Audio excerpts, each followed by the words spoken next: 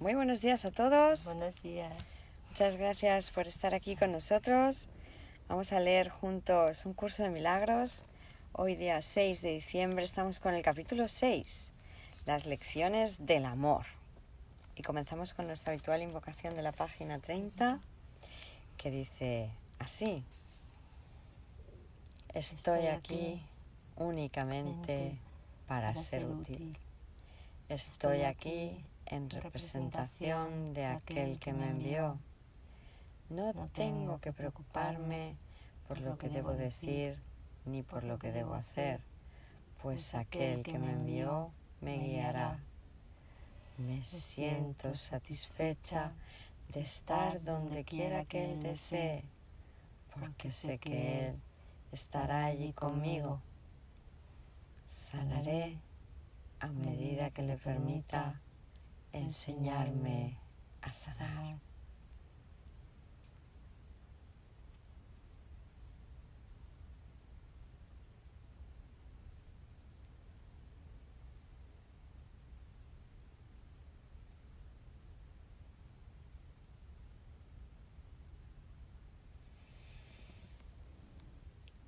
Gracias, Maestro Jesús, por llevarnos tan dulce y amorosamente de la mano.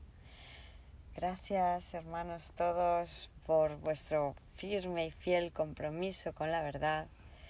Gracias, Padre, por tu perfecta creación. Capítulo 6, las lecciones del amor. Introducción. Párrafo 1. La relación que existe entre la ira y el ataque es obvia, pero la relación que existe entre la ira y el miedo no es siempre tan evidente. La ira siempre entraña la proyección de la separación, lo cual tenemos que aceptar en última instancia como nuestra propia responsabilidad en vez de culpar a otros por ello. No te puedes enfadar a no ser que creas que has sido atacado, que está justificado contraatacar y que no eres responsable de ello en absoluto. Dadas estas tres premisas completamente irracionales, se tiene que llegar a la conclusión igualmente irracional de que un hermano merece ataque en vez de amor. ¿Qué se puede esperar de premisas dementes, sino conclusiones dementes? La manera de desvanecer una conclusión demente es analizando la cordura de las premisas sobre las que descansa. Tú no puedes ser atacado. El ataque no tiene justificación y tú eres responsable de lo que crees. Párrafo 2. Se te ha pedido que me tomes como modelo para tu aprendizaje, ya que un ejemplo extremo es un recurso de aprendizaje sumamente útil. Todo el mundo enseña y enseña continuamente. Asumes inevitablemente esta responsabilidad en el momento en que aceptas cualquier premisa, y nadie puede organizar su vida sin un sistema de creencias. Una vez que has desarrollado un sistema de pensamiento, sea cual fuere su clase, riges tu vida de acuerdo con él y lo enseñas. Tu capacidad para ser fiel a un sistema de pensamiento podrá estar mal situada, pero aún así es una forma de fe y se puede canalizar en otra dirección. Epígrafe 1. El mensaje de la crucifixión. Párrafo 1. Para los efectos del aprendizaje, examinemos de nuevo la crucifixión. No hice hincapié en ella anteriormente debido a las temibles connotaciones que quizá tengas asociadas con ella. Lo único que se ha subrayado hasta ahora es que no fue una forma de castigo. No obstante, no se puede explicar nada utilizando exclusivamente términos negativos. Existe una interpretación constructiva de la crucifixión que está totalmente desprovista de miedo y que, por lo tanto, si se entiende debidamente, es totalmente benévola en cuanto a lo que enseña. Párrafo 2. La crucifixión no es más que un ejemplo extremo. Su valor, al igual que el valor de cualquier otro recurso de enseñanza, reside únicamente en la clase de aprendizaje que facilita. Se puede entender, y se ha entendido, incorrectamente. Ello se debe únicamente al hecho de que los temerosos tienden a percibir con miedo. Ya te dije que siempre puedes recurrir a mí para compartir mi decisión y de ese modo hacerla más firme. Te dije también que la crucifixión fue la última jornada inútil que la filiación tuvo que emprender y que para todo aquel que la entienda representa la manera de liberarse del miedo. Aunque antes solo hice hincapié en la resurrección, no aclaré entonces el propósito de la crucifixión y la manera en que ésta, de hecho, condujo a la resurrección. Ese propósito, no obstante, tiene una aportación muy concreta que hacer a tu propia vida y si lo examinas sin miedo, te ayudará a comprender tu propio papel como maestro. Párrafo 3. Es probable que hayas estado reaccionando durante muchos años como si te estuviesen crucificando. Esta es una marcada tendencia de los que creen estar separados, que siempre se niegan a examinar lo que se han hecho a sí mismos. La proyección implica ira. La ira alienta la agresión y la agresión fomenta el miedo. El verdadero significado de la crucifixión radica en la aparente intensidad de la agresión cometida por algunos de los hijos de Dios contra otro. Esto, por supuesto, es imposible y se tiene que entender cabalmente que es imposible. De lo contrario, yo no puedo servir como modelo para el aprendizaje. Párrafo 4. En última instancia, solo el cuerpo puede ser agredido. No cabe duda de que un cuerpo puede agredir a otro y puede incluso destruirlo. Sin embargo, si la destrucción en sí es imposible, cualquier cosa que pueda ser destruida no es real. Su destrucción, por lo tanto, no justifica tu ira. En la medida en que creas que la justifica, estarás aceptando premisas falsas y enseñándoselas a otros. El mensaje de la crucifixión fue precisamente enseñar que no es necesario percibir ninguna forma de ataque en la persecución, pues no puedes ser perseguido. Si reaccionas con ira, tienes que estar equiparándote con lo destructible y por lo tanto viéndote a ti mismo de forma demente. Párrafo 5. He dejado perfectamente claro que soy como tú y que tú eres como yo, pero nuestra igualdad fundamental solo puede demostrarse mediante una decisión conjunta. Eres libre, si así lo eliges, de percibirte a ti mismo como si te estuvieran persiguiendo. Mas, cuando eliges reaccionar de esa manera, deberías recordar que yo fui perseguido de acuerdo con el pensar del mundo y que no compartí esa interpretación. Y puesto que no la compartí, no la reforcé. Ofrecí consecuentemente una interpretación diferente del ataque que deseo compartir contigo. Si la crees, me ayudarás a enseñarla. Párrafo 6. Como ya dije anteriormente, lo que enseñes es lo que aprenderás. Si reaccionas como si te estuvieran persiguiendo, estarás enseñando persecución. ¿No es esta la lección que el Hijo de Dios debe enseñar si es que ha de alcanzar su propia salvación? Enseña más bien tu perfecta inmunidad, que es la verdad acerca de ti, y date cuenta de que no puede ser atacada. No trates de protegerla, pues de lo contrario creerás que es susceptible de ser atacada. No se te pide ser crucificado, lo cual fue parte de lo que yo aporté como maestro. Se te pide únicamente que sigas mi ejemplo cuando te asalten tentaciones mucho menos extremas de percibirte falsamente y que no las aceptes como falsas justificaciones para desatar tu ira. No puede haber justificación para lo injustificable. No creas que la hay, ni enseñes que la hay. Recuerda siempre que enseñas lo que crees. Cree lo mismo que yo. Y llegaremos a ser maestros de igual calibre. Párrafo 7. Tu resurrección es tu redespertar. Yo soy el modelo del renacimiento, pero el renacimiento en sí no es más que el despuntar en la mente de lo que ya se encuentra en ella. Dios mismo lo puso allí y por lo tanto es cierto para siempre. Yo creí en ello y por consiguiente lo acepté como la verdad. Ayúdame a enseñárselo a nuestros hermanos en nombre del reino de Dios, pero cree primero que es verdad, pues de lo contrario enseñarás mal. Mis hermanos se quedaron dormidos durante la supuesta agonía del huerto, pero yo no pude haberme indignado con ellos porque sabía que no podía ser abandonado. Párrafo 8. Lamento cuando mis hermanos no comparten mi decisión de oír solamente una voz, pues eso los debilita como maestros y como alumnos. Con todo, sé que no pueden realmente traicionarse a sí mismos ni traicionarme a mí, y sobre ellos es donde todavía tengo que edificar mi iglesia. No hay ninguna otra alternativa al respecto, porque únicamente tú puedes ser la roca de la iglesia de Dios. Allí donde hay un altar, hay una iglesia, y la presencia del altar es lo que hace que la iglesia sea santa. La iglesia que no inspira amor tiene un altar oculto que no está sirviendo al propósito para el que Dios lo destinó.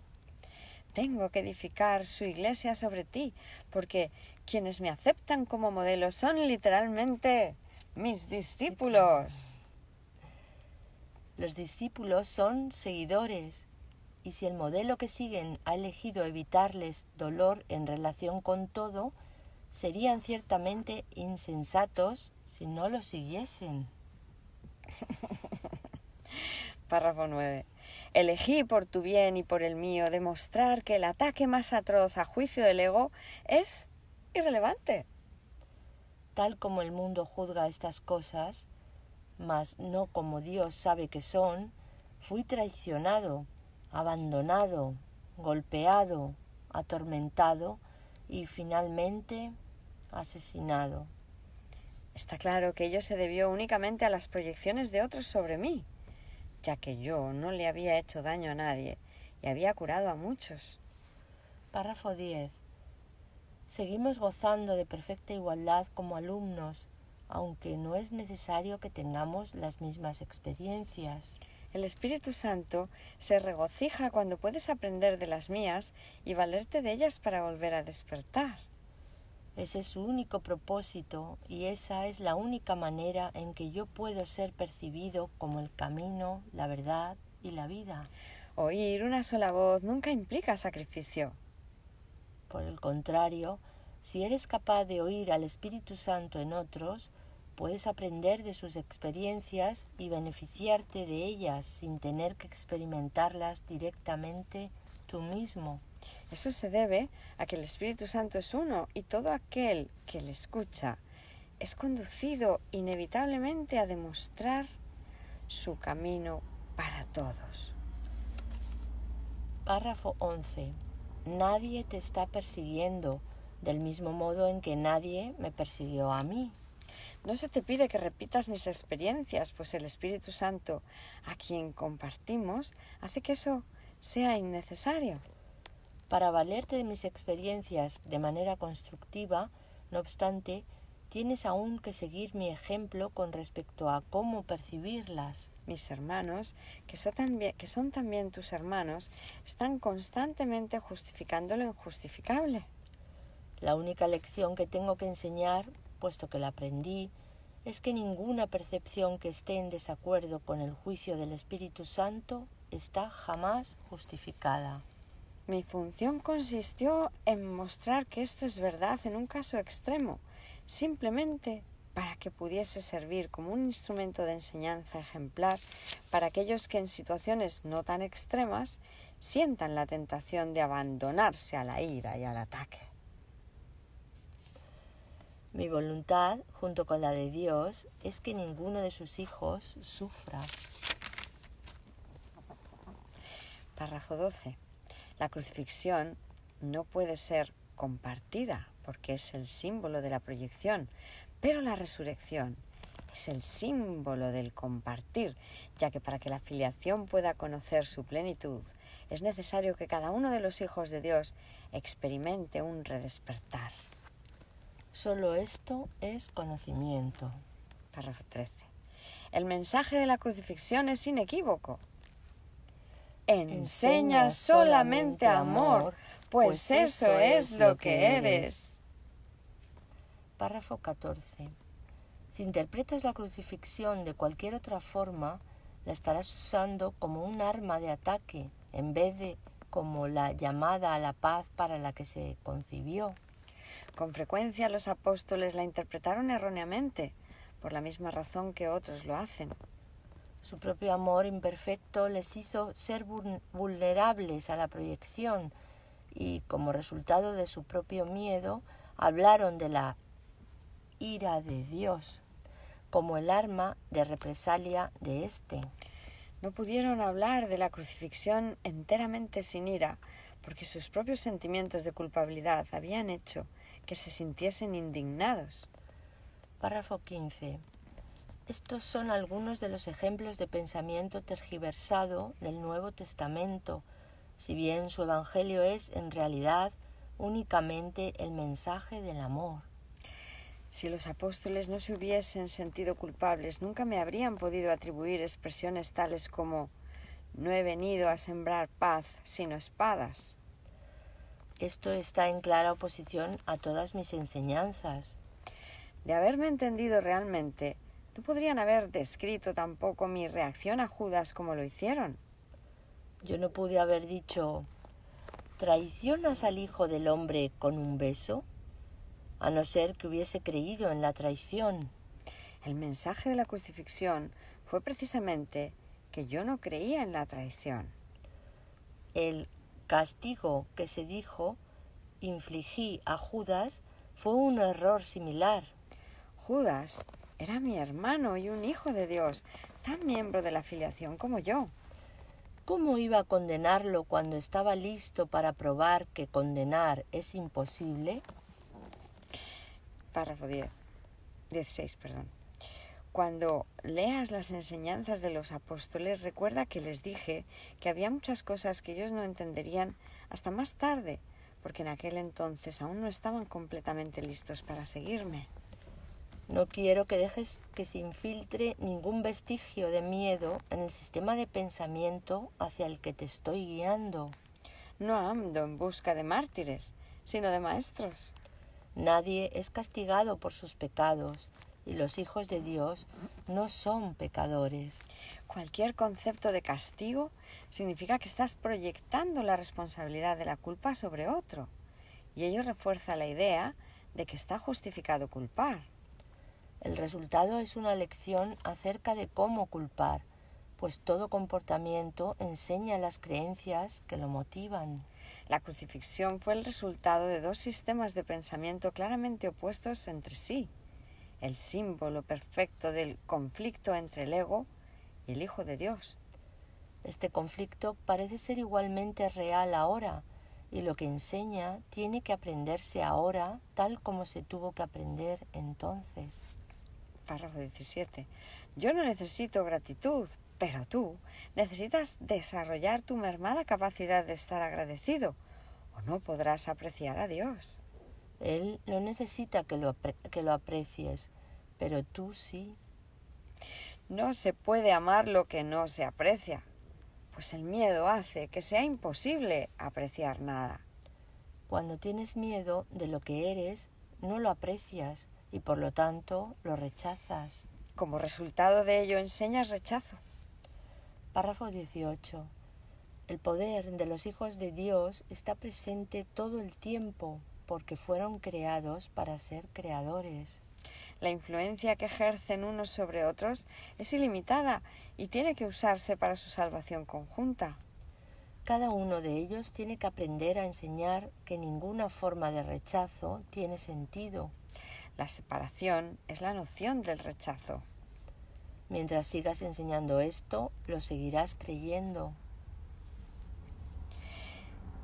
No es así como Dios piensa y tú tienes que pensar como Él si es que has de volver a conocerlo. Párrafo 19. Recuerda que el Espíritu Santo es el vínculo de comunicación entre Dios, el Padre, y sus hijos separados. Si escuchases su voz, sabrías que tú no puedes herir ni ser herido y que son muchos los que necesitan tu bendición para poder oír esto por sí mismos. Cuando solo percibas esa necesidad en ellos y no respondas a ninguna otra, habrás aprendido de mí y estarás tan deseoso de compartir lo que has aprendido como lo estoy yo. Epígrafe 2. La alternativa a la proyección. Párrafo 1. Cualquier división en la mente conlleva por fuerza el rechazo de una parte de ella misma, y eso es lo que es la creencia en la separación. La plenitud de Dios, que constituye su paz, no puede ser apreciada salvo por una mente íntegra que reconozca la plenitud de la creación de Dios. Mediante ese reconocimiento, dicha mente conoce a su Creador. Exclusión y separación son sinónimos, al igual que separación y disociación. Dijimos anteriormente que la separación fue y sigue siendo un acto de disociación y que una vez que tiene lugar, la proyección se convierte en su defensa principal o, en otras palabras, el mecanismo que la mantiene vigente. La razón de ello, no obstante, puede que no sea tan obvia como piensas. Párrafo 2. Repudias lo que proyectas, por lo tanto, no crees que forma parte de ti. Te excluyes a ti mismo al juzgar que eres diferente de aquel sobre el que proyectas. Puesto que también has juzgado contra lo que proyectas, continúas atacándolo, porque continúas manteniéndolo separado de ti. Al hacer esto, de manera inconsciente, tratas también de mantener fuera de tu conciencia el hecho de que te has atacado a ti mismo, y así te imaginas que te has puesto a salvo. Párrafo 3. La proyección, sin embargo, siempre te hará daño. La proyección refuerza tu creencia de que tu propia mente está dividida, creencia esta cuyo único propósito es mantener vigente la separación. La proyección no es más que un mecanismo del ego para hacerte sentir diferente de tus hermanos y separado de ellos. El ego justifica esto basándose en el hecho de que ello te hace parecer mejor que tus hermanos y de esta manera empaña tu igualdad con ellos todavía más. La proyección y el ataque están inevitablemente relacionados, ya que la proyección es siempre un medio para justificar el ataque. Sin proyección no puede haber ira. El ego utiliza la proyección con el solo propósito de destruir la percepción que tienes de ti mismo y de tus hermanos.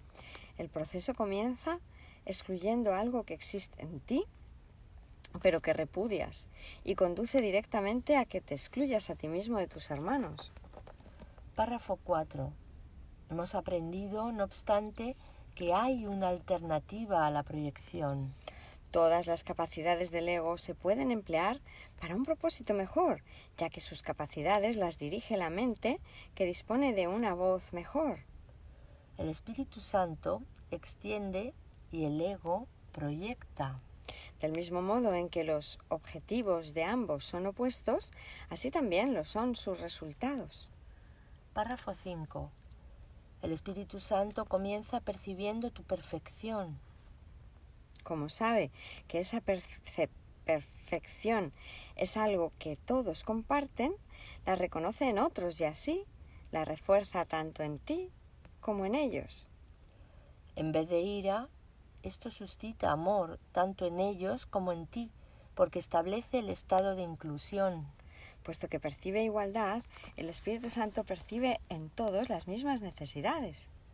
Esto invita automáticamente a la expiación, porque la expiación es la necesidad universal de este mundo. Percibirte a ti mismo de esta manera es la única forma de hallar felicidad en el mundo. Eso se debe a que es el reconocimiento de que tú no estás en este mundo, pues el mundo es un lugar infeliz. Párrafo 6. ¿De qué otra forma puedes encontrar dicha en un lugar desdichado excepto dándote cuenta de que no estás en él. Tú no puedes estar donde Dios no te ubicó y Dios te creó como parte de él. Eso es al mismo tiempo donde estás y lo que eres. Esto es algo completamente inalterable. Es inclusión total. No puedes cambiarlo ahora ni nunca. Es verdad para siempre. No es una creencia, sino un hecho. Todo lo que Dios creó es tan verdadero como Él. La verdad de ello radica solamente en su perfecta inclusión en aquel que es el único que es perfecto. Negar esto es negarte a ti mismo y negarlo a Él, puesto que es imposible aceptar a uno sin el otro. Párrafo 7. La perfecta igualdad que el Espíritu Santo percibe es el reflejo de la perfecta igualdad del conocimiento de Dios. La percepción del ego no tiene equivalente en Dios, pero el Espíritu Santo sigue siendo el puente entre la percepción y el conocimiento. Al permitirte usar la percepción de forma que refleje el conocimiento, este finalmente podrá ser recordado. El ego preferiría creer que es imposible que ese recuerdo alboree en tu mente. Sin embargo, es tu percepción lo que el Espíritu Santo guía. Tu percepción acabará allí donde comenzó. Todo converge en Dios porque todo fue creado por Él y en Él. Párrafo 8. Dios creó a sus hijos extendiendo su pensamiento y conservando las extensiones de su pensamiento en su mente. Todos sus pensamientos están, por lo tanto, perfectamente unidos dentro de sí mismos y entre sí. El Espíritu Santo te capacita para poder percibir esta plenitud ahora. Ahora. Dios te creó para que creases. No puedes extender su reino hasta que no conozcas la plenitud de éste. Párrafo 9. Los pensamientos se originan en la mente del pensador y desde ahí se extienden hacia afuera. Esto es tan cierto del pensamiento de Dios como del tuyo. Puesto que tu mente está dividida, puedes percibir y también pensar. No obstante, la percepción no puede eludir las leyes básicas de la mente. Percibes desde tu mente y proyectas tus percepciones al exterior. Aunque la percepción es irreal, el Espíritu Santo puede usarla provechosamente por el hecho de que tú la concebiste. Él puede inspirar cualquier percepción y canalizarla hacia Dios. Esta convergencia parece encontrarse en un futuro lejano, solo porque tu mente no está en perfecta armonía con esta idea y consecuentemente no la desea ahora. 10. El Espíritu Santo hace uso del tiempo, pero no cree en él, Puesto que Él procede de Dios, usa todo para el bien, pero no cree en lo que no es verdad. Puesto que se encuentra en tu mente, esta solo puede creer lo que es verdad. El Espíritu Santo puede hablar únicamente en favor de eso, porque habla en favor de Dios. Te insta a que le devuelvas toda tu mente a Dios, ya que en realidad tu mente nunca se separó de Él. Si nunca se separó de Él, solo tienes que percibirla tal como es para que retorne a Él. Tener plena conciencia de la expiación es, por lo tanto, reconocer que la separación nunca tuvo lugar. El ego no puede prevalecer contra esto porque ello es una afirmación explícita de que Él nunca existió. Párrafo 11. El ego puede aceptar la idea de que es necesario retornar porque puede con gran facilidad hacer que ello parezca difícil. Sin embargo, el Espíritu Santo te dice que incluso el retorno es innecesario porque lo que nunca ocurrió no puede ser difícil. Mas tú puedes hacer que la idea de retornar sea a la vez necesaria y difícil. Con todo, está muy claro que los que son perfectos no tienen necesidad de nada, y tú no puedes experimentar la perfección como algo difícil de alcanzar, puesto que eso es lo que eres. Así es como tienes que percibir las creaciones de Dios, de modo que todas tus percepciones estén en línea con la única manera de ver del Espíritu Santo. Esta línea es la línea directa de comunicación con Dios y le permite a tu mente converger con la suya. Nada está en conflicto en esta percepción, ya que significa que toda percepción está guiada por el Espíritu Santo, cuya mente está fija en Dios. Solo el Espíritu Santo puede resolver conflictos, porque solo el Espíritu Santo está libre de conflictos. Él percibe únicamente lo que es verdad en tu mente y lo extiende solo a lo que es verdad en otras mentes. Párrafo 12. La diferencia entre la proyección del ego y la extensión del Espíritu Santo es muy simple. El ego proyecta para excluir y por lo tanto para engañar. El Espíritu Santo extiende al reconocerse a sí mismo en cada mente y de esta manera las percibe a todas como una sola. Nada está en conflicto en esta percepción, porque lo que el Espíritu Santo percibe es todo igual. Donde quiera que mira, se ve a sí mismo, y puesto que está unido, siempre ofrece el reino en su totalidad. Este es el único mensaje que Dios le dio, en favor del cual tiene que hablar, porque eso es lo que Él es. La paz de Dios reside en ese mensaje, y por consiguiente, la paz de Dios reside en ti. La gran paz del reino refulge en tu mente para siempre, pero tiene que irradiar desde ti hacia afuera para que tomes conciencia de ella. Párrafo 13. El Espíritu Santo le fue dado con perfecta imparcialidad y, a menos que lo reconozcas imparcialmente, no podrá reconocerte en absoluto. El ego es legión, pero el Espíritu Santo es uno. No hay tinieblas en ninguna parte del reino y tu papel solo consiste en impedir que las tinieblas moren en tu mente. Esta armonía con la luz es ilimitada, porque está en armonía con la luz del mundo. Cada uno de nosotros es la luz del mundo, y al unir nuestras mentes en esa luz, proclamamos el reino de Dios juntos y cual uno solo. Epígrafe 3. La renuncia al ataque. 1. Como ya hemos puesto de relieve, toda idea tiene su origen en la mente del que la piensa. Lo que se extiende desde la mente, por lo tanto, se encuentra todavía en ella, y la mente se conoce a sí misma por lo que extiende. La palabra conoce está usada correctamente aquí, porque el Espíritu Santo, mediante su percepción imparcial, guarda todavía el conocimiento a salvo en tu mente. Dado que Él nunca ataca, no obstaculiza la comunicación de Dios. Por lo tanto, el estado de ser nunca se ve amenazado. Tu mente, que es semejante a la de Dios, jamás puede ser profanada. El ego nunca fue parte de ella, ni lo será jamás, pero a través del ego puedes oír, enseñar y aprender lo que no es cierto. Te has enseñado a ti mismo a creer que no eres lo que eres.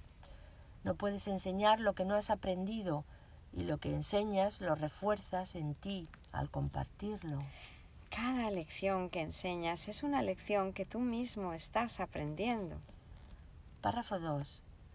Por eso es por lo que debes enseñar solamente una lección.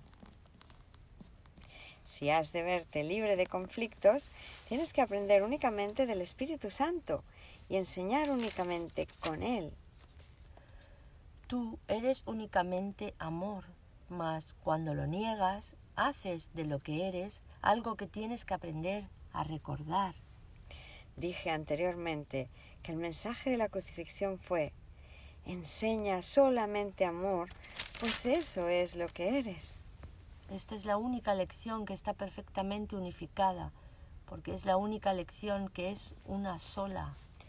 La única manera de aprenderla es enseñándola. Lo que enseñes es lo que aprenderás. Si esto es verdad, como en efecto lo es, no olvides que lo que enseñas te enseña a ti.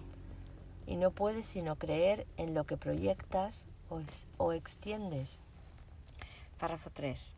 La única seguridad radica en extender el Espíritu Santo, porque a medida que ves su mansedumbre en otros, tu propia mente se percibe a sí misma como totalmente inofensiva. Una vez que puede aceptar esto completamente, no ve necesidad alguna de protegerse.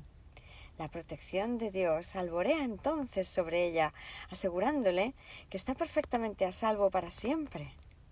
Los que están perfectamente a salvo son completamente benévolos. Bendicen porque saben que son benditos.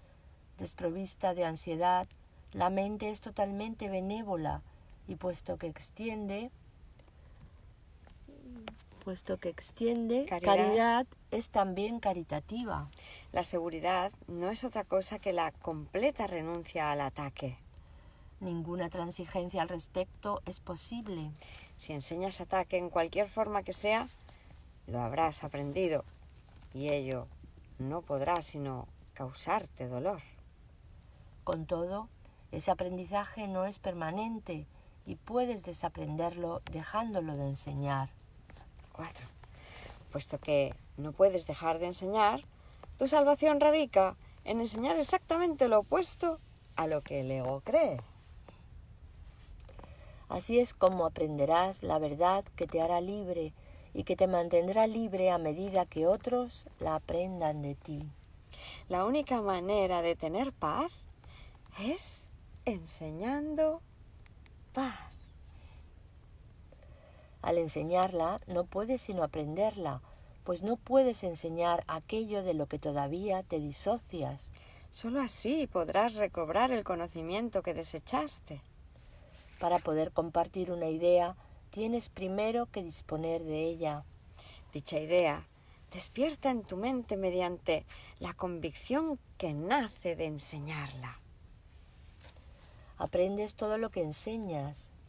Enseña solamente amor y aprende que el amor es tuyo y que tú eres amor.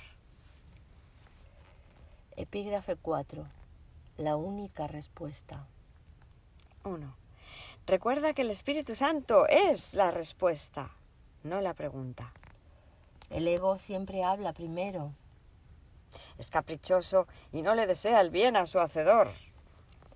Cree, y con razón, que su hacedor puede dejar de brindarle apoyo en cualquier momento. Si te desease el bien, se alegraría de ello, tal como el Espíritu Santo se alegrará cuando te haya conducido de vuelta a tu hogar y ya no tengas necesidad de que Él te guíe. El ego no se considera a sí mismo parte de ti. En eso radica su error fundamental, la base de todo su sistema de pensamiento. Párrafo 2. Cuando Dios te creó, te hizo parte de Él. Por eso es por lo que el ataque no tiene cabida dentro del reino. Hiciste al ego sin amor y por consiguiente Él no te ama. No puedes permanecer dentro del reino sin amor y puesto que el reino es amor, crees estar privado de él. Esto le permite al ego considerarse a sí mismo algo separado y externo a su hacedor, y de ahí que hable en representación de la parte de tu mente que cree que tú estás separado y que eres algo externo a la mente de Dios. El ego planteó entonces la primera pregunta que jamás se hizo. Pregunta que él jamás podrá contestar. La pregunta: ¿qué eres? Representó el comienzo de la duda. Desde entonces el ego jamás ha contestado ninguna pregunta, aunque ha hecho muchas. Las actividades más ingeniosas del ego no han hecho más que enmarañar la pregunta. Pues dispones de la respuesta y el ego te tiene miedo. Párrafo 3. No podrás entender el conflicto hasta que entiendas plenamente el hecho fundamental de que el ego no sabe nada. El Espíritu Santo no es el que habla primero, pero siempre contesta. Todo el mundo en uno u otro momento ha acudido a él para de una u otra forma obtener ayuda, y él ha contestado. Puesto que el Espíritu Santo responde de verdad, responde para siempre, lo cual quiere decir que todo el mundo dispone de la respuesta ahora mismo. 4. El ego no puede oír al Espíritu Santo, pero cree que parte de la mente que lo hizo está en su contra. Interpreta esto como una justificación para atacar a su hacedor. Cree que la mejor defensa es el ataque y quiere que tú creas eso también. A no ser que lo creyeses, no te podrías poner de su parte, y el ego tiene gran necesidad de aliados, aunque no de hermanos. Al percibir en tu mente algo ajeno a sí mismo, el ego hace del cuerpo su aliado porque el cuerpo no forma parte de ti. Esto hace del cuerpo el amigo del ego. Esta es una alianza claramente basada en la separación. Si te pones de parte de esta alianza, no podrás sino sentir miedo, porque te estarás poniendo de parte de una alianza basada en el miedo. Párrafo 5. El ego se vale del cuerpo para conspirar contra tu mente.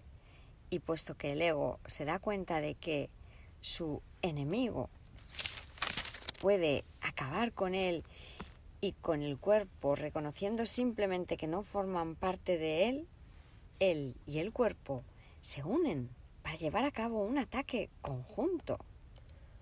Tal vez sea esta la más extraña de todas las percepciones, si te detienes a considerar lo que ello realmente implica. El ego, que no es real, trata de persuadir a la mente, que sí es real, de que ella es su recurso de aprendizaje.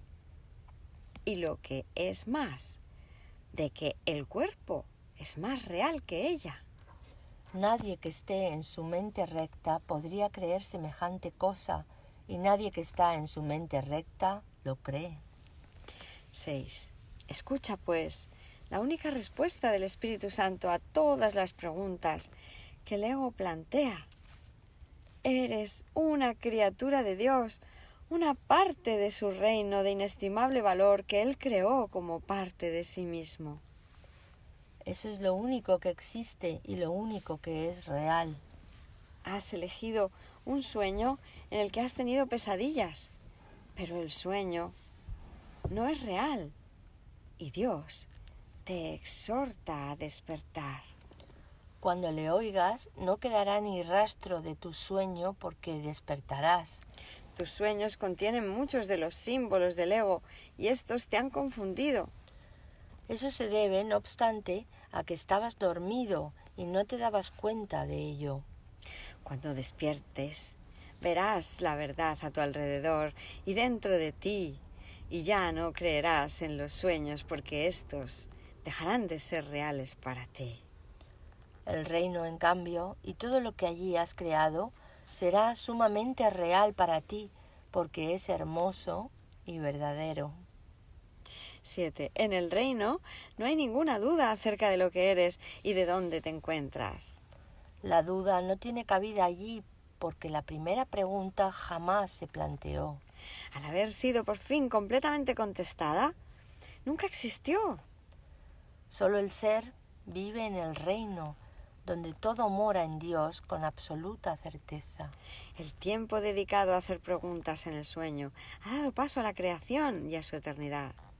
Tú gozas de tanta certeza como Dios, pues eres tan real como Él, pero lo que antes gozaba de absoluta certeza en tu mente ha pasado a ser ahora únicamente la capacidad para gozar de ella. 8. El origen de las capacidades representó el principio de la incertidumbre, porque las capacidades son logros en potencia, pero todavía no son logros. Tus capacidades inútiles en presencia de los... ¿Son inútiles? Tus capacidades son inútiles en presencia de los logros de Dios y de los tuyos propios. Los logros son resultados que ya se han alcanzado. Cuando son perfectos, las capacidades dejan de tener sentido. Es curioso que lo que es perfecto tenga ahora que ser perfeccionado. De hecho, eso es imposible. Mas recuerda que cuando te pones a ti mismo en una situación imposible, crees que lo imposible es posible. Párrafo 9. Debes desarrollar tus capacidades antes de poder usarlas. Esto no es cierto con respecto a nada que Dios creó, pero es la solución más benévola para lo que tú has fabricado. En una situación imposible puedes desarrollar tus capacidades hasta el punto en que ellas mismas te pueden liberar de tal situación. Dispones de un guía que te muestra cómo desarrollarlas, pero no tienes otro jefe que tú mismo. Esto te pone a cargo del reino, con un guía para encontrarlo y los medios para conservarlo. Tienes un modelo a seguir que reforzará tu mando y nunca lo menoscabará en modo alguno. Por consiguiente, ocupas todavía el lugar central en tu imaginada esclavitud, lo cual de por sí demuestra que no eres un esclavo. 10. Te encuentras en una situación imposible únicamente porque crees que es posible estar en una situación así.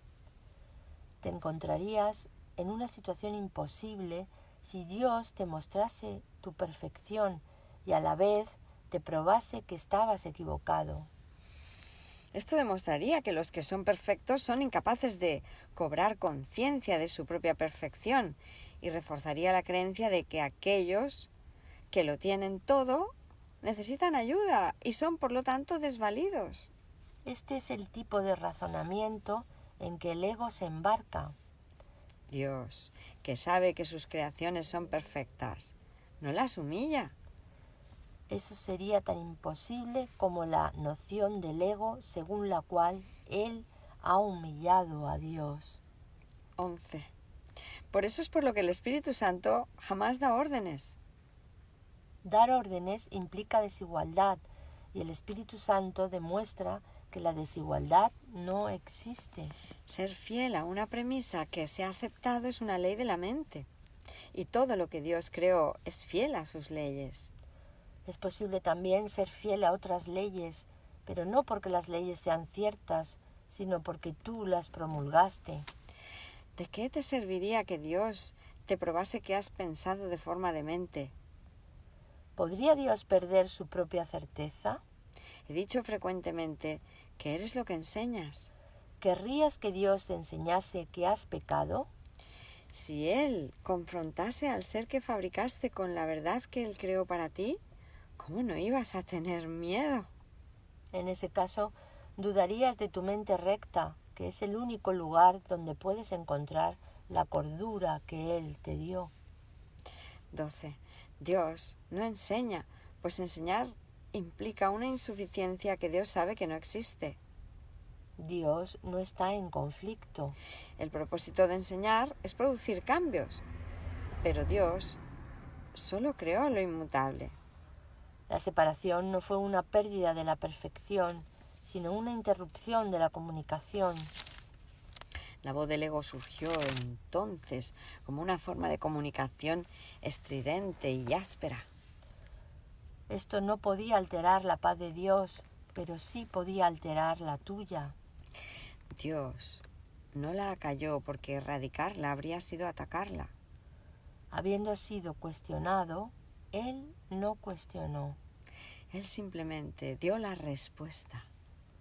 Su respuesta es tu maestro. Epígrafe 5. Las lecciones del Espíritu Santo. Párrafo 1. Como cualquier buen maestro, el Espíritu Santo sabe más de lo que tú sabes ahora y solo te enseña para que llegues a ser igual que Él. Tú te enseñaste mal a ti mismo al creer lo que no era cierto. No creíste en tu propia perfección. ¿Iba acaso Dios a enseñarte que habías fabricado una mente dividida cuando Él sabe que tu mente es íntegra? Lo que Dios sí sabe es que sus canales de comunicación no están abiertos a Él, lo cual le impide impartirles su gozo y así saber que sus hijos son completamente dichosos. El dar de su gozo es un proceso continuo, no en el tiempo, sino en la eternidad. La extensión de Dios, aunque no su compleción, se obstruye cuando la filiación no se comunica con Él cual una sola. Así que Dios pensó, mis hijos duermen y hay que despertarlos. Párrafo 2. ¿Qué podría despertar más dulcemente a un niño que una tierna voz que no lo asusta, sino que simplemente le recuerda que la noche ya pasó y que la luz ha llegado? No se le dice que las pesadillas que lo estaban aterrorizando tanto no eran reales, pues los niños creen en la magia. Simplemente se le asegura que ahora está a salvo. Más tarde se le enseña a distinguir la diferencia entre estar dormido y estar despierto, para que entienda que no tiene que tener miedo de los sueños.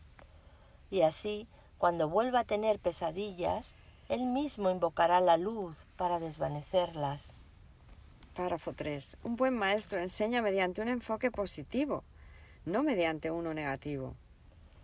No hace hincapié en lo que tienes que evitar para escapar de lo que te puede hacer daño, sino en lo que tienes que aprender para ser feliz.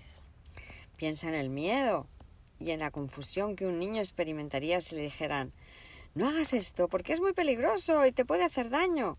Pero si haces eso otro, no te harás daño, estarás a salvo y no tendrás miedo.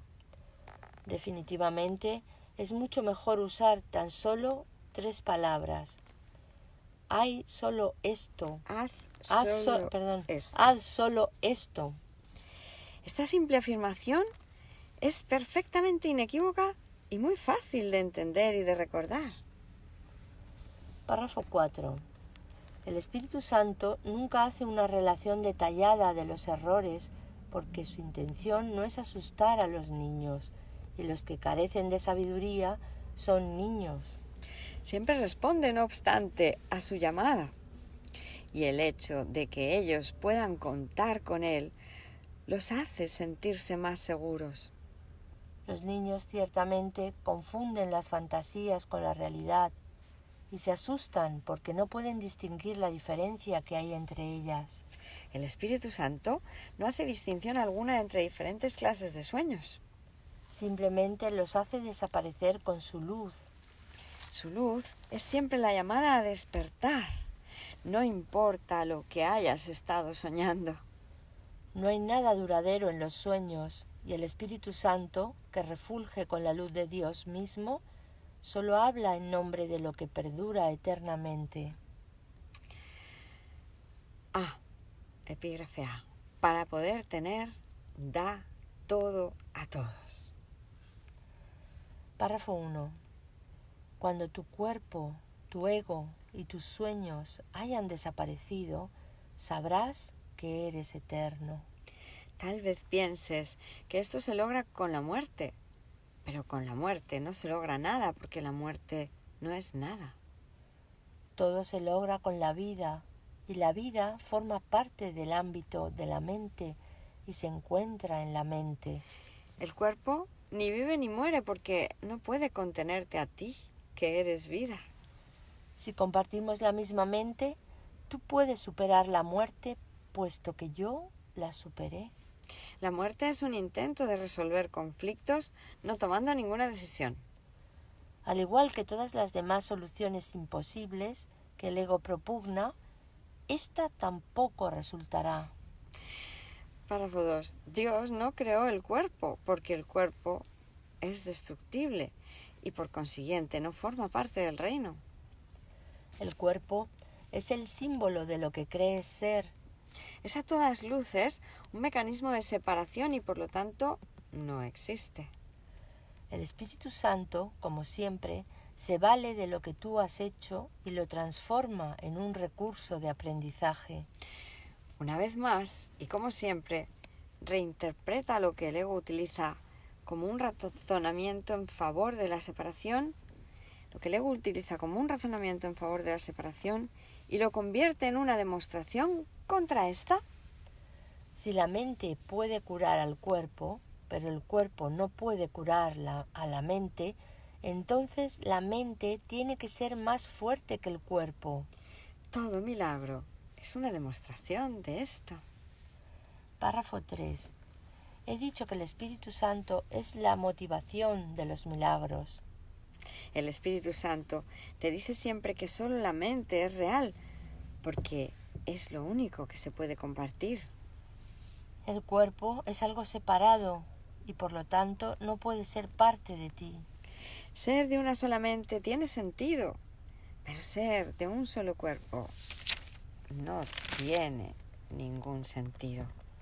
De acuerdo con las leyes de la mente, pues, el cuerpo no tiene ningún sentido. Párrafo 4. Para el Espíritu Santo no hay grados de dificultad en los milagros. A estas alturas, eso debería resultarte ya bastante familiar, aunque no es algo que todavía estés dispuesto a creer. Por lo tanto, ni lo entiendes, ni puedes hacer uso de ello. Es mucho lo que todavía nos queda por hacer en favor del reino como para pasar por alto este concepto tan crucial. Es realmente una de las piedras angulares del sistema de pensamiento que enseño y que quiero que tú enseñes. No puedes obrar milagros sin creer en él, ya que es una creencia en la perfecta igualdad.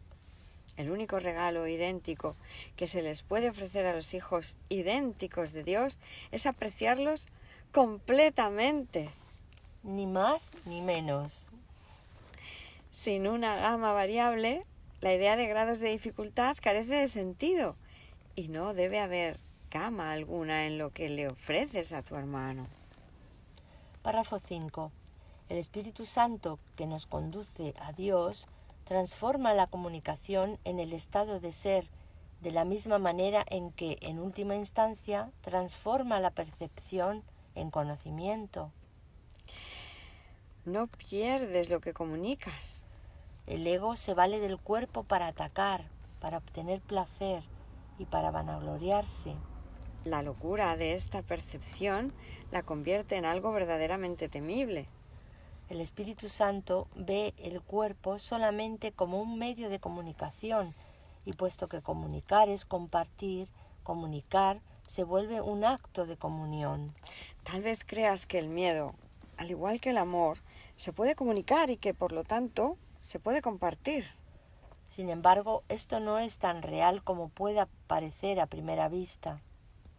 Los que comunican miedo están fomentando el ataque, y el ataque siempre interrumpe la comunicación, haciendo que ésta sea imposible.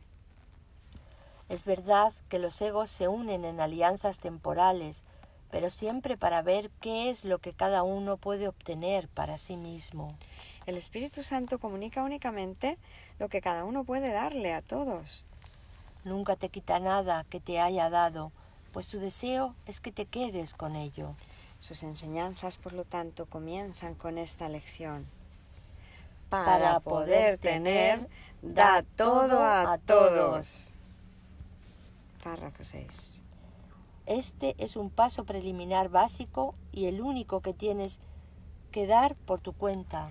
Ni siquiera es necesario que tú mismo lo completes, pero sí es necesario que te encamines en esa dirección. Cuando decides ir en esa dirección, te pones a ti mismo a cargo del viaje, función que a ti y solo a ti te corresponde desempeñar. Este paso tal vez parezca agudizar el conflicto en vez de resolverlo, ya que representa el paso inicial en el proceso de invertir tu percepción y de rectificarla totalmente. Esto entra en conflicto con la percepción invertida que todavía no has abandonado, ya que, de lo contrario, no habría sido necesario un cambio de dirección. Algunos se quedan en este paso durante mucho tiempo experimentando un agudo conflicto. En este punto puede que incluso traten de aceptar el conflicto en vez de dar el siguiente paso hacia su resolución. Puesto que han dado el primer paso, no obstante, se les prestará ayuda. Pues una vez que hayan elegido lo que no pueden completar solos, ya no estarán solos. Epígrafe B. Para tener paz, enseña paz para así aprender lo que es. Párrafo 1. Los que creen en la separación tienen un miedo básico a las represalias y al abandono. Creen en el ataque y en el rechazo, de modo que eso es lo que perciben, lo que enseñan y lo que aprenden. Estas ideas descabelladas son claramente el resultado de la disociación y la proyección. Eres lo que enseñas, pero es evidente que puedes enseñar incorrectamente y por consiguiente te puedes enseñar mal a ti mismo. Muchos pensaron que yo les estaba atacando, aunque es evidente que eso no era cierto. Un alumno desquiciado aprende lecciones extrañas. Lo que tienes que reconocer es que cuando no compartes un sistema de pensamiento, lo debilitas. Los que creen en él perciben eso como un ataque contra ellos. Esto se debe a que cada uno se identifica con su propio sistema de pensamiento y todo sistema de pensamiento se centra en lo que uno cree ser. Si el núcleo del sistema de pensamiento es cierto, lo único que puede extenderse desde él es la verdad. Pero si lo que se encuentra allí es una mentira, lo único que puede proceder de él son engaños. 2. Los buenos maestros se dan cuenta de que solo los cambios fundamentales son duraderos, mas no comienzan en ese nivel. Su primer objetivo, y el más importante, es fortalecer en el estudiante el deseo de cambiar. Ese es asimismo no solo su último objetivo, sino también su objetivo final. Lo único que el maestro tiene que hacer para garantizar el cambio es estimular en el alumno su deseo de cambiar. Cambiar de motivación es cambiar de mentalidad, y esto inevitablemente produce un cambio fundamental, ya que la mente es fundamental. Párrafo 3. El primer paso en el proceso de inversión o deshacimiento es el deshacimiento del concepto de obtener. La primera lección del Espíritu Santo es, por consiguiente, para poder tener, da todo a todos. Dije que es posible que esto agudice el conflicto temporalmente y ahora podemos aclarar este punto aún más. A estas alturas todavía no percibes la igualdad que existe entre tener y ser. Hasta que no la percibas, tener te parecerá lo opuesto a dar. La primera lección, por consiguiente, parece encerrar una contradicción, puesto que la está aprendiendo una mente que está en conflicto. Esto quiere decir que hay deseos conflictivos y así la lección no puede aprenderse de manera consistente todavía. Lo que es más, la mente del alumno proyecta su propio conflicto y por lo tanto no percibe consistencia en las mentes de los demás, lo cual le hace sospechar de la motivación de estos. Esa es la verdadera razón de que, desde cualquier punto de vista, la primera lección sea la más difícil de aprender. Puesto que aún eres extremadamente consciente del ego en ti mismo y respondes principalmente al ego de los demás, se te está enseñando a que reacciones ante ambos como si lo que realmente crees no fuese verdad. Párrafo 4. El ego, operando a la inversa como de costumbre, percibe la primera lección como algo demente. De hecho, esa es su única alternativa, pues la otra posibilidad, que sería mucho menos aceptable para él, es obviamente que él es el que es demente. En esto, como en todo, los juicios del ego están predeterminados por lo que él es. El cambio fundamental tendrá lugar cuando el pensador cambie de mentalidad. Mientras tanto, la progresiva claridad de la voz del Espíritu Santo hace que sea imposible que el alumno no la oiga. Por algún tiempo, pues, recibirá mensajes conflictivos y aceptará los dos. Párrafo 5.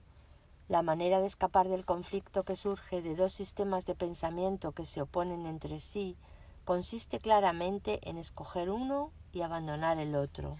Si te identificas con tu sistema de pensamiento, lo cual es inevitable, y aceptas dos sistemas de pensamiento que están en total desacuerdo, es imposible gozar de paz mental.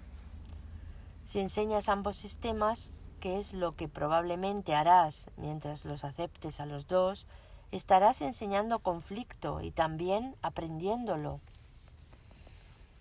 Sin embargo, tú deseas la paz, pues de lo contrario, no habrías invocado a la voz de la paz para que te ayudase. Su lección no es demente, pero el conflicto sí. Párrafo 6. Entre la cordura y la demencia no puede haber conflicto. Solo una de ellas es verdad y por lo tanto solo una de ellas es real. El ego trata de persuadirte de que es a ti a quien le corresponde decidir cuál de ellas es verdad, mas el Espíritu Santo te enseña que la verdad fue creada por Dios y tu decisión no puede alterarla en absoluto. A medida que empieces a comprender el sereno poder de la voz del Espíritu Santo y su perfecta consistencia, tu mente se dará cuenta de que estás tratando de revocar una decisión que se tomó irrevocablemente por ti. Por eso sugerí anteriormente que te recuerdes a ti mismo permitir que el Espíritu Santo decida en favor de Dios por ti. No se te pide que tomes decisiones descabelladas. Párrafo 7. Párrafo 7. No se te pide que tomes decisiones descabelladas, aunque tal vez pienses que eso es lo que se te está pidiendo. Sin embargo, creer que es a ti a quien le corresponde decidir lo que son las creaciones de Dios, no puede sino ser una locura. El Espíritu Santo percibe el conflicto exactamente como es. Por consiguiente, su segunda lección reza así: para tener paz, enseña paz, para así aprender lo que es. Párrafo 8. Este es todavía un paso preliminar, puesto que aún no has equiparado tener con ser. Es no obstante un paso más avanzado que el primero, que en realidad no es sino el comienzo del proceso de inversión del pensamiento. El segundo paso es una afirmación categórica de lo que deseas. Es pues un paso encaminado a liberarte del conflicto, ya que significa que se han considerado las alternativas y se ha elegido la más deseable. Con todo, la expresión más deseable aún implica que lo deseable tiene diferentes grados. Por lo tanto, aunque este paso es esencial para poder tomar la decisión fundamental, no es obviamente el último. No se ha aceptado todavía la falta de grados de dificultad en los milagros, porque nada que se desee completamente puede ser difícil. Desear completamente es crear, y crear no puede ser difícil si se tiene en cuenta que Dios mismo te creó para que fueses un creador. Párrafo 9. El segundo paso, por lo tanto, es todavía perceptivo, si bien es un paso gigantesco hacia la percepción unificada que refleja el conocimiento de Dios. Al dar este paso y seguir en esa dirección, estarás avanzando hacia el centro de tu sistema de pensamiento, donde tendrá lugar el cambio fundamental. En el segundo paso, el progreso es intermitente, pero el segundo paso... Darse cuenta de que este paso no puede sino seguir al primero es señal de una creciente conciencia de que el Espíritu Santo te guiará en tu camino. C. Mantente alerta solo en favor de Dios y de su reino. Párrafo 1. Hemos dicho anteriormente que el Espíritu Santo evalúa y tiene que hacerlo. El Espíritu Santo separa lo verdadero de lo falso en tu mente y te enseña a juzgar cada pensamiento que dejas que se adentre en ella a la luz de lo que Dios puso allí. El Espíritu Santo, con vistas a reforzar el reino en ti, conserva lo que está de acuerdo con esa luz y acepta y purifica lo que está parcialmente de acuerdo con el reino. Mas lo que está en completo desacuerdo lo rechaza juzgando contra ello. Así es como él mantiene la perfecta consistencia del reino y su perfecta unificación. Recuerda, no obstante, que lo que el Espíritu Santo rechaza, el ego lo acepta. Ello se debe a que ambos están en completo desacuerdo en relación con todo, dado que están en completo desacuerdo con respecto a lo que tú eres. Las creencias del ego en torno a esta cuestión tan fundamental varían considerablemente y esta es la razón de que él suscite diferentes estados de ánimo. El Espíritu Santo nunca varía en este punto y por lo tanto el único estado de ánimo que genera es uno de dicha. Él protege dicho estado rechazando todo lo que no lo fomenta y así solo él puede mantenerte en un estado de perfecta dicha. Párrafo 2. El Espíritu Santo no te enseña a juzgar a otros porque no quiere que enseñes nada que sea erróneo y que de este modo tú mismo lo aprendas. No sería consistente si te permitiera reforzar lo que debes aprender a evitar. En la mente del pensador, por lo tanto, el Espíritu Santo es enjuiciador, pero solo a fin de unificar la mente de modo que pueda percibir sin emitir juicios. Esto le permite a la mente enseñar sin emitir juicios y por consiguiente aprender a estar libre de ellos. Esta rectificación es necesaria solo en tu mente a fin de que dejes de proyectar en lugar de extender. Dios mismo ha establecido lo que puedes extender con perfecta seguridad. Por lo tanto, la tercera lección del Espíritu Santo reza así: Mantente alerta solo en favor de Dios y de su reino. Párrafo 3. Este es uno de los pasos más importantes para que se produzca un cambio fundamental. No obstante, todavía contiene un aspecto del proceso de inversión del pensamiento, ya que implica que hay algo contra lo que debes mantenerte alerta.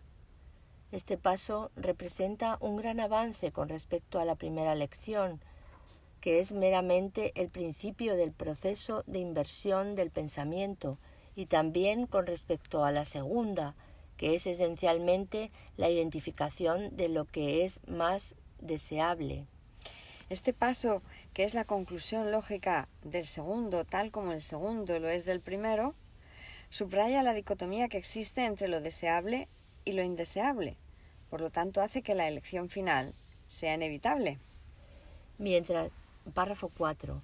Mientras que el primer paso parece agudizar el conflicto y el segundo puede, hasta cierto punto, aún entrañar conflicto, el tercer paso requiere un constante estado de alerta contra el conflicto.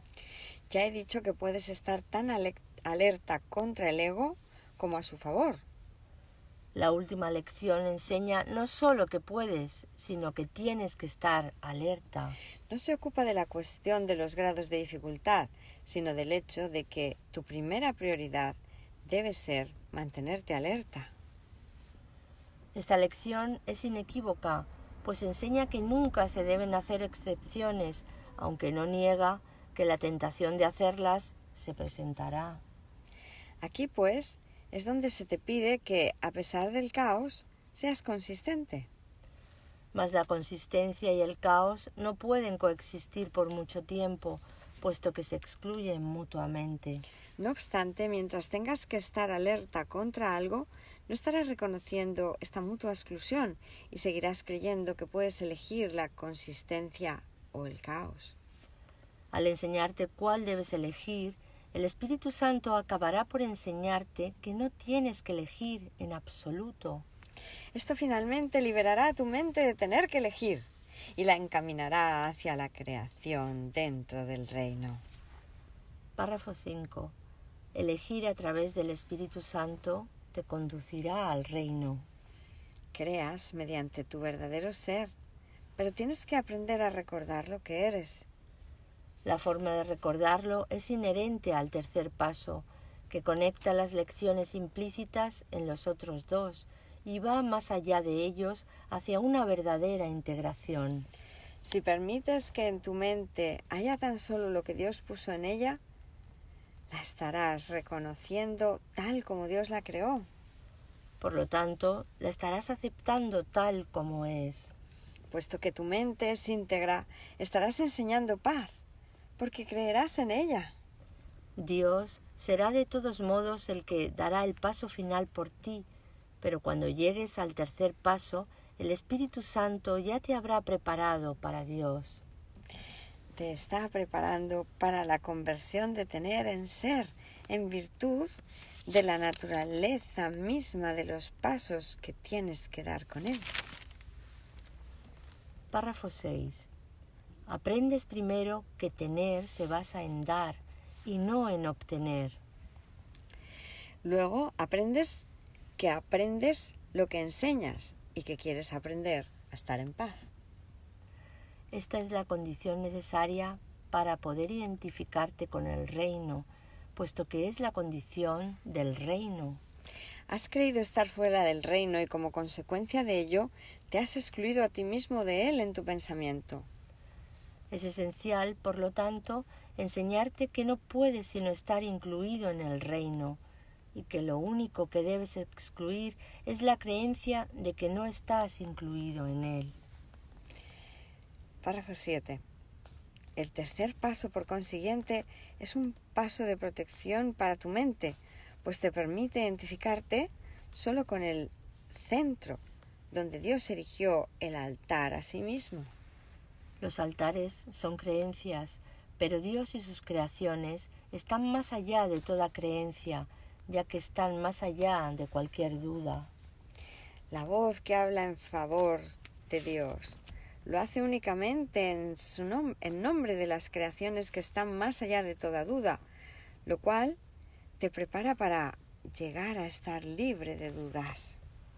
Mientras tu creencia en Dios y su reino se vea asaltada por cualquier duda, lo que Él ha logrado perfectamente no será evidente para ti. Por eso es por lo que debes mantenerte alerta en favor de Dios. El ego habla contra su creación y por lo tanto engendra dudas. No podrás ir más allá de las creencias hasta que no creas plenamente. Párrafo 8. Enseñar a toda la filiación sin hacer excepciones demuestra que percibes su plenitud y que has aprendido que es una. Ahora, tienes que estar alerta para mantener su unicidad en tu mente, porque si dejas que te asalte la duda, perderás la conciencia de su plenitud y serás incapaz de enseñarla. La plenitud del reino no depende de tu percepción, pero tu conciencia de su plenitud sí. Solo tu conciencia necesita protección, puesto que el estado de ser no puede ser atacado. No obstante, no podrás experimentar una auténtica sensación de que existes mientras sigas teniendo dudas con respecto a lo que eres. Por eso es por lo que es esencial que te mantengas alerta. No permitas que entre en tu mente ninguna duda acerca de tu existencia o, de lo contrario, no podrás saber con certeza lo que eres. La certeza es el regalo de Dios, es el regalo que Dios te hace. La verdad no requiere vigilancia, pero las ilusiones sí. Párrafo 9. La verdad está exenta de ilusiones y por lo tanto mora dentro del reino. Todo lo que está fuera del reino es ilusorio. Cuando desechaste la verdad, te percibiste a ti mismo como desprovisto de ella. Al concebir otro reino al que atribuiste valor, no mantuviste en tu mente solo el reino de Dios, y de esta manera excluiste parte de tu mente de él. Lo que inventaste ha aprisionado tu voluntad y ha hecho enfermar a tu mente, que ahora tiene que ser sanada. Mantenerse alerta contra esta enfermedad es la manera de sanarla. Una vez que tu mente haya sanado, irradiará salud y de este modo enseñará lo que es la curación. Esto te consagrará como un maestro que enseña lo mismo que yo. Yo tuve que mantenerme tan alerta como tú tienes que hacerlo ahora, y aquellos que eligen enseñar lo mismo tienen que estar de acuerdo con respecto a lo que creen. Párrafo 10. El tercer paso, por lo tanto, es una afirmación de lo que quieres creer y requiere que estés dispuesto a abandonar todo lo demás. Si sigues al Espíritu Santo, Él te capacitará para que des este paso. Tu vigilancia es señal de que quieres que Él te guíe. La vigilancia requiere esfuerzo, pero solo hasta que aprendas que el esfuerzo en sí es innecesario. Has realizado enormes esfuerzos por conservar lo que inventaste porque no es verdad. Por lo tanto, ahora tienes que canalizar todos tus esfuerzos contra ello. Solo esto puede eliminar la necesidad de tener que esforzarse, de tener que esforzarte e invocar al ser que tienes y que eres. Este reconocimiento no requiere ningún esfuerzo por tu parte, puesto que ya es verdad, ni tampoco necesita protección. Descansa en la perfecta seguridad de Dios. Por lo tanto, la inclusión es total y la creación no tiene límites. Amén. Amén.